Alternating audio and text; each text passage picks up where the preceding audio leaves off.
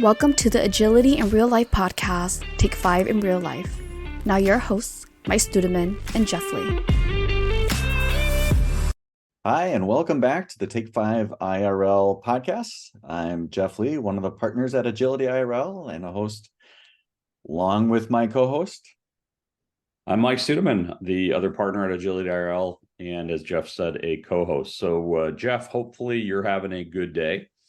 Wanted to ask you for your top product backlog management tips. I know we could probably do a take 2-hour IRL podcast on this topic, but give us some of your top product backlog management tips, kind of here off the cuff in this episode. Yeah, the first thing that comes to mind is that product backlogs often get really big and unwieldy, and they start being just a place to log every request that comes in over the millennia. And so the first one I have is set a point in time. Like, we're only looking at things that were, entered within the last 2 months, 6 months, year. Sometimes you can go back 2 years and then just delete everything that happened before that. Like, just delete it. If it's important, it'll come back up. Don't go through with a fine-tooth comb and figure out which ones to move forward. And, where that point is going to be different for you based on how old your product is, what your environment is. But set a point and just clean it out before that. Love the tip. I mean, just to build on your tip, I always follow the advice of Roman Pichler. Pichler states that you need to manage your product backlog like you manage your pantry at home. Occasionally, you have to go in and look at expiration dates. Wait, I have to do what? So, Jeff, we're going to stop. You should go look at your pantry, and then we'll come back and finish recording. Pichler actually advocates putting expiration dates on product backlog items. And if you hit that expiration date and you haven't talked about the item and you're not going to talk about the item as you suggested, delete it. Mm-hmm. So that's kind of a +1, if you will, to your tip. The other tip that I would give is there's this misconception that exists in a lot of organizations that the product owner needs to write a product backlog item. Anyone can write a product backlog item.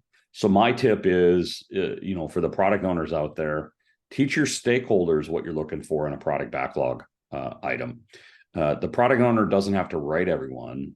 They're the only ones that can say, yeah, I want to do this item. Mm-hmm. So that'd be my tip. You have another one as our 5-minute timer ticks down?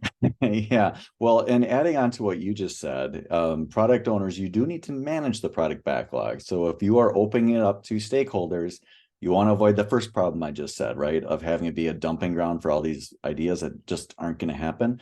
So don't outsource it. Don't ignore it. You do need to see what's coming in, follow up with stakeholders as necessary, and get rid of things or prioritize or deprioritize. The other thing I'll say is a lot of people won't put things into a product backlog until they think it's ready. Put your epics in there. Put things in there that you think you're going to get to in 6 months, even in a year, but keep them really high level and put an estimate on it, but make it a very high level estimate. Don't break it down into small things.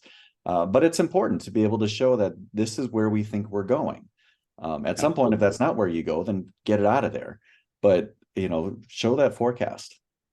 Yeah, the product backlog cannot be a set it and forget it type of artifact. You do have to regularly manage it. I would, as you and I are both fond of telling product owners, don't be afraid to say no. If you really think you're not going to do it, don't put it in the product backlog as a way to avoid a difficult conversation with a stakeholder. Say no, not right now, and tell them that you're open to them bringing it back up in the future.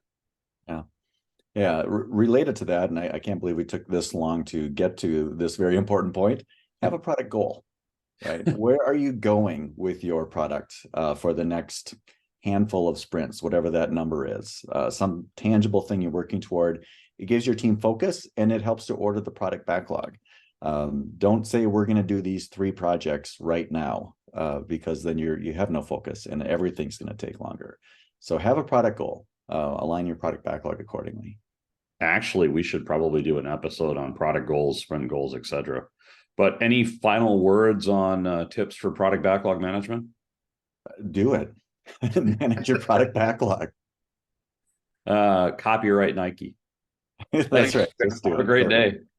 All right. Thanks everyone for joining us. The product vision for Take 5 in real life is to provide members of the Agile community with an idea that they can incorporate into their daily lives to make them more effective. We thank you for listening, and we'll see you next time.